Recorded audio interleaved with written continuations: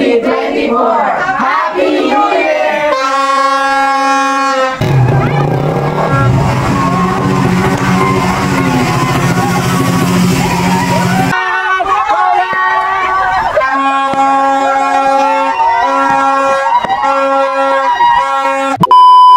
Umakalok vlog sa tong mini vlog na to ay noong bagong taon pa. Sobrang late ko na rin nga kasi nakapag-edit ng mini vlog ko na to kasi nga madami din akong ginagawa at may pasok pa ako sa trabaho. Ito nga rin pala yung kaganapan namin noong bagong taon. Ito na nga pala yung pamilya ko naghihintay na pero hindi muna sila pwedeng kumain kasi nga nag-montage pa ako para sa mini vlog ko na to.